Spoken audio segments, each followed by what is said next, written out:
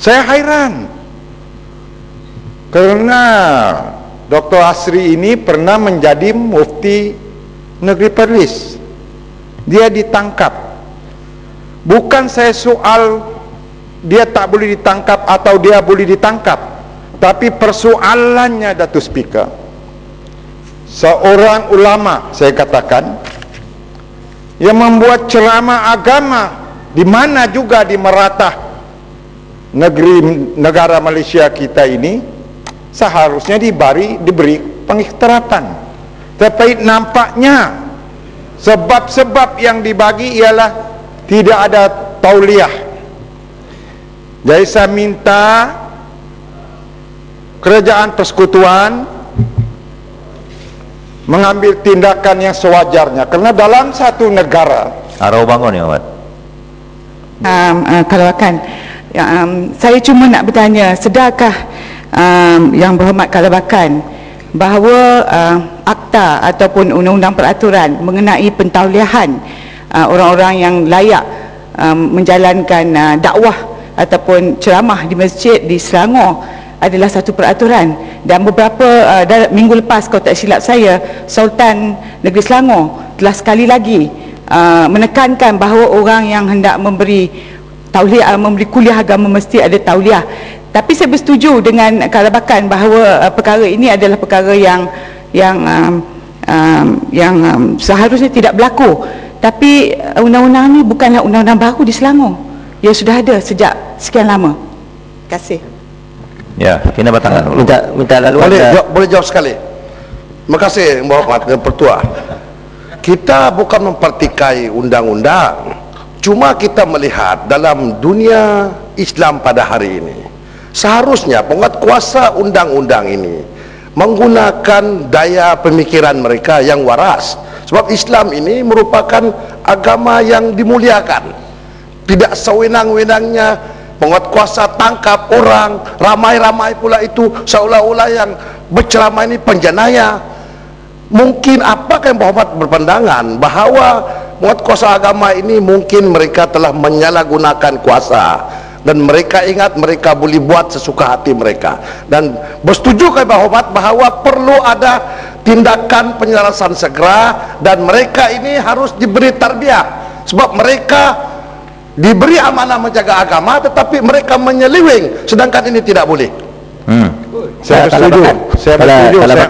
Saya minta kalau boleh saudara dari Kinabatangan punya cadangan dimasukkan dalam ucapan saya. Kalabakan minta laluan satu saja.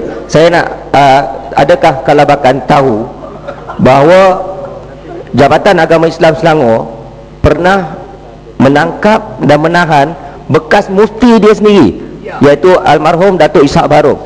Dan adakah Kalabakan tahu mufti Kerajaan Negeri Perak tidak boleh berceramah di Johor kerana Jabatan Agama Islam Johor tidak keluarkan tauliah?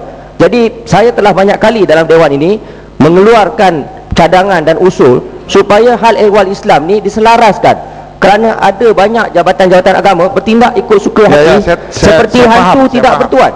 Saya faham itu. Saya nak tegaskan pada Yang Berhormat, termasuk pada Yang Berhormat Arau, ini bukan tindakan kerajaan Selangor. Jaiz bertindak seolah-olah dia hantu tak bertuan, ikut suka dia.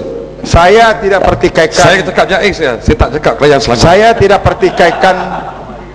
tidak pertikaikan itu, tapi yang saya mau kita selaraskan, seluruh negara kita selaraskan.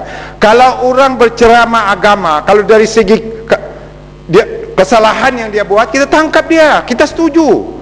Kalau ajaran sesat, akidah yang tidak baik, kita tangkap.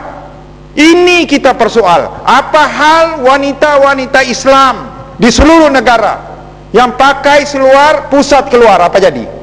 Kenapa itu tidak diambil tindakan? Kenapa? Ini Majlis Fatwa Kebangsaan sepatutnya duduk bincang, buat peraturan, apa yang patut kita buat, apa yang patut kita tidak buat. Ini saya mau selaras. Saya tidak soal pasal siapa larang siapa, tetapi sekiranya ada ulama-ulama, ada orang pakar agama masuk ke Sabah, biar siapapun masuk ke kawasan saya, Kalabakan, saya benarkan. Sebab apa? Ini untuk kebaikan agama. Sikit kelabakan saya nak perbetulkan sedikit. Betul-betul. Sikit saja. Bagi gombak. Gombak. Terima kasih Kalabakan. Ini membantu. Saya setuju cadangan Kalabakan tadi supaya ada penyelarasan.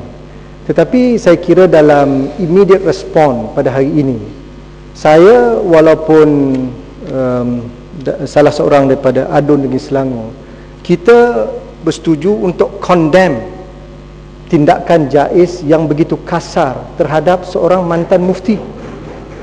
Apakah ini sikap pimpinan daripada Jabatan Agama Islam? Ia tidak mencernakan kewibawaan kepimpinan umat Islam itu sendiri. 35 pegawai. Apakah bekas mantan mufti ini seorang pengganas? Sebab itu yang amat berhormat Menteri Besar membisikkan saya sebentar tadi. Selaku Menteri Besar, beliau telah mengarahkan supaya Jabatan Agama Islam Selangor memberikan keterangan secara penuh mengapa tindakan yang kasar dan zalim dikenakan terhadap seorang mufti dalam negara kita. Itu jelas. Yang kedua, saya tak faham kenapa seorang mufti perlukan sijil untuk membelikan kuliah dan tarbiyah. Kalau mufti pun dilayan seperti ini, tidak masuk akal. Masalahnya mereka tidak ada akal. Okey, saya faham. Sebagai, itu saya setuju. Saya faham. Nanti kedatangan yang kacau. Ini masalah Selangor. Masalahnya, sebagai seorang Islam, saya tersinggung penghinaan terhadap seorang mufti. Tak boleh pergi ambil keterangan secara bersopan dan beradab. Hari ini beliau terpaksa duduk di mahkamah syariah lebih 5 jam tapi tidak ada ambil tindakan. Maknanya mereka tidak bersedia, tetapi sudah diaibkan seorang mufti dalam negara kita. Jadi saya bersetuju dengan Kalabakan, kita bersama dalam perkara ini walaupun tidak bersama dalam perkara lain. Kita mahu Jabatan Agama Islam bertanggungjawab terhadap kezaliman yang dilakukan terhadap seorang mufti dalam negara kita. Saya mengucapkan tahniah kepada Gombak kerana saya kira dia bersisihan faham dengan saya, tapi dia pun menyokong. Jadi saya minta ucapan Gombak masukkan dalam ucapan saya kerana ini cukup baik. Jadi speaker yang sebenarnya saya mau cerita pasal Dr. Asri ini pindik saja tetapi sudah panjang. Jadi saya mau beralih ke lain tempat. Yang Ahmad, sikit saja. Ini bukan Dr. Asri Kalabakan. Ini bukan Dr. Asri. Sikit saja. Saya bagi. Saya punya masa tidak ada. Dr. Asri Kalabakan. Bukan Dr. Asri. Saya nak sentuh sikit tentang ayat mengenai wanita tadi. Kalabakan tidak gender sensitif menggunakan contoh wanita yang nampak pusat. Orang lelaki nampak pusat pun kita kena perhatikan mereka. Itu betul. Dr. Speaker, saya mau alih tajuk yang orang tidak minatnya.